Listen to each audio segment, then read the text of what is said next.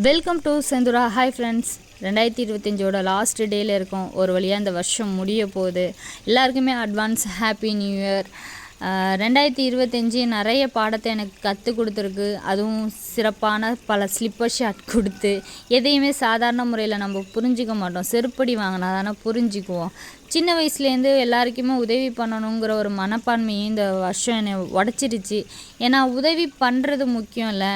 நீ 10,000 உதவி பண்ணிவிட்டு ஒரே ஒரு விஷயம் யதார்த்தமாக உன்னால் பண்ண முடியாமல் போயிடுச்சு, இல்லை பண்ணக்கூடிய சூழ்நிலை உன்கிட்ட இல்லைன்னா இங்கே நீ கெட்டவளாக்கப்படுற அப்படிங்கிறத நான் ரொம்ப தெளிவாக இந்த வருஷம் எனக்கு புரிய வச்சுருக்கு. இங்கே எல்லாருமே நம்ம கூட எல்லா நேரமும் இருக்க போகிறதில்ல. பெற்றவங்களாக இருக்கட்டும், கூட பிறந்தவங்களாக இருக்கட்டும், ஃபேமிலி, ரிலேட்டிவ்ஸ், ஃப்ரெண்ட்ஸ், நம்ம வாழ்க்கையில் யாரை பார்த்தாலுமே அவங்களுக்கு ஏதோ ஒரு தேவை இருக்குது. அந்த தேவைக்காக மட்டுமே ஒன்றைக்கிட்ட பேசுவாங்க. அவங்க தேவை முடிஞ்சுவிட்டு அவங்களோட லைஃப்பை அவங்க பார்க்க ஆரம்பிச்சிருவாங்க. அதனால் உன்னோட லைஃப்பை பார்த்துட்டு நீ மூவ் ஆன் பண்ணு. இன்னும் அடுத்தவங்களுக்கு உதவி செய்கிறேன் அப்படின்னு நீ இருந்த அப்படின்னா நீ குண்டு சட்டியில் குதிரை ஓட்ட வேண்டியதாங்கிறத இந்த வருஷம் எனக்கு ரொம்ப தெளிவாக புரிய வச்சிருச்சு.